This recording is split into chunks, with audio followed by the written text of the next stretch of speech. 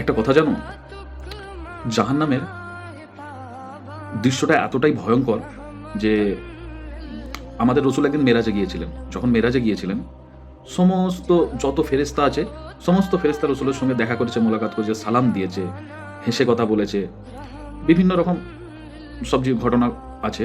তার মধ্যে একটা ঘটনা বলি। জাহান্নামের যে মেন প্রহরী, তার নাম হচ্ছে মালেক। ওই ফেরেশতার নাম হচ্ছে মালেক। তো ওই মালেক হচ্ছে জাহান্নামের মেন আর কি, মেন প্রহরী। তো যখন আল্লাহ রসুল মেরাজে গিয়েছিলেন, তখন ওই মালেককে দেখে মালেক সালাম দিয়েছিলেন, কিন্তু মালেক কোনো হেসে কথা বলেনি। তখন আমাদের রসুল জিব্রাহিল আলাইহিস সালামকে জিজ্ঞাসা করেন যে ভাই জিব্রাহিল, কি ব্যাপার, মানে সমস্ত ফেরেশতা আমার কাছে এসেছে, হেসে কথা বলেছে, সালাম দিয়েছে, এই একমাত্র এই মালেক ফেরেশতা আমার সঙ্গে কেন হেসে কথা বললো না, শুধু সালাম দিল কেন? তখন জিব্রাহিল আলাইহিস সালাম বলে যে ইয়া রসুল, এই ফেরেশতা হচ্ছে জাহান্নামের প্রহরী, এর নাম হচ্ছে মালেক।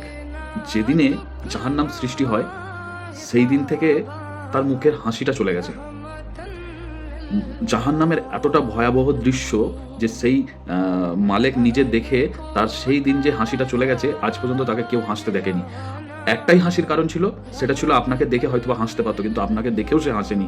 সেই সেই ভয়াবহ জাহান্নামটাকে তোমরা ভয় পাচ্ছ না। সেই জাহান্নামটার জন্য আমরা কি করছি?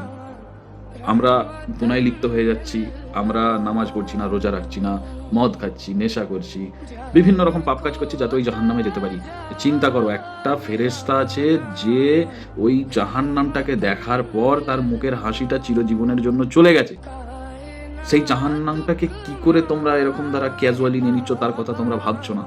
আমি আমার কথা বলছি, আমিও ভাবছি না, কি করতে পারছি, কিছুই করতে পারছি না। তো চেষ্টা করবো আল্লাহর কাছে বেশি বেশি করে এই রোজার মাসে মাপ চেয়ে নেওয়ার, যাতে ওই ভয়াবহ দৃশ্যটা না চোখে দেখতে হয়, বা সেখানে আল্লাহ পাক না আমাদেরকে পাঠিয়ে দেয়।